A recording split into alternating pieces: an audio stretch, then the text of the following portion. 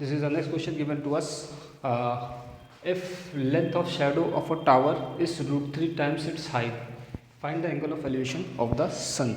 Okay, this is again the objective type question of that previous year CBSE paper. Okay, so यहाँ पे देखेंगे तो इन्होंने क्या बोला है, length of shadow of a tower is root 3 time is height. तो हमको कहीं ना कहीं एक टावर बनाना होगा. ठीक, मान लीजिए ये टावर है समवॉट. ओके, तो टावर की शेडो कहाँ बनेगी? मान लीजिए इधर सन है, यहाँ पे कहीं सन है. ठीक है, सन, तो इसकी वजह से इसके ऊपर कुछ लाइट पड़ेगी तो इसकी शेडो कहीं ना कहीं इधर आएगी. ठीक, फाइन. तो अगर यहाँ पे सन है तो इसकी शेडो कहाँ आएगी? कहीं ना कहीं इधर जाएगी. ओके, तो टावर की अगर हाइट को हम मान लेते हैं h. What we suppose, let's suppose the height of tower be h. तो गिवन इस length of shadow of a tower is root 3 time is height. तो शेडो की लेंथ क्या होगी? एक्चुअल लेंथ ये होगी. तो अगर टावर को हम मान लेते हैं a b, then this point is c. So this is the distance of shadow. ये शेडो की दूरी है जो इस टावर से दूरी पे बन रही है. तो इसकी वैल्यू बोला है कि जो शेडो बन रही है कितनी है? Root 3 times its height. यानी जो भी हाइट थी उसका रूट 3 टाइम्स शेडो बन रही. तो कहने का मतलब ये है कि इसकी जो वैल्यू है शेडो की जो दूरी है ये कितनी है? Root 3 times of height. Height जो हमने h मानी है तो ये रूट 3 टाइम्स ऑफ h हो गया. ठीक है, fine, clear, clear to all.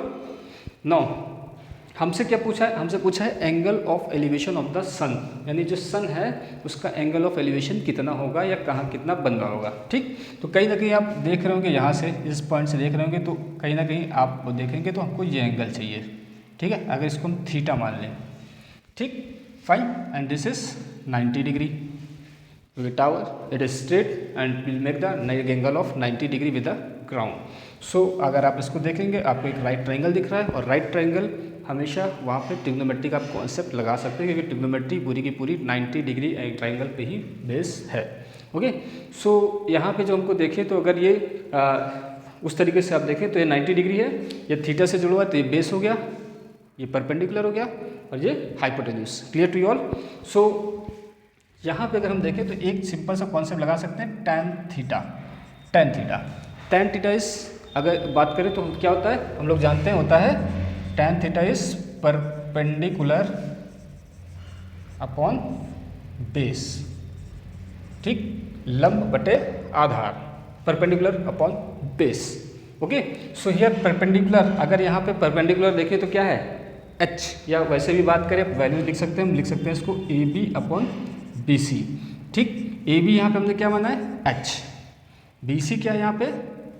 Root 3h. okay, h cancel out. Fine, so what you'll get? 1 by root 3. What is this? This is the value of tan theta. And tan 1 by root 3 किसकी value होती है? You all should know it. Okay, what is the value? It's, yes, it's 30 degree. Tan 30 degree. Okay, tan theta is tan 30 degree. So from here you will get theta is equal to 30 degree. ठीक है, theta is your angle of elevation. So angle of elevation of sun is 30 degree. Okay, fine. Okay, let's quickly revise it. तो जैसे यहाँ पे दिया है कि shadow है, कोई भी टावर है, टावर ए बी है, उसकी शेडो ग्राउंड पे बन रही है, और ये भी दिया हुआ है कि जो शेडो है वो हाइट जो भी टावर है उसका रूट 3 टाइम्स उसकी शेडो की है, डिस्टेंस है. ओके, तो सिंपल यहाँ पे हमने डायग्राम बनाया है, ये अच्छा है, ये रूट 3h इसकी शेडो की डिस्टेंस हो गई, यहाँ से ये टावर है, शेडो है. तो यहाँ पे हमने tan थीटा का कॉन्सेप्ट लाया. tan थीटा हम जानते हैं क्या होता है? Perpendicular upon base. तो परपेंडिकुलर यहाँ पे देखो क्या है? ए बी, और बेस क्या है? B C. तो A B upon B C हो गया. ए बी की वैल्यू यहाँ पे हमने h मानी है, बी सी की वैल्यू रूट 3h.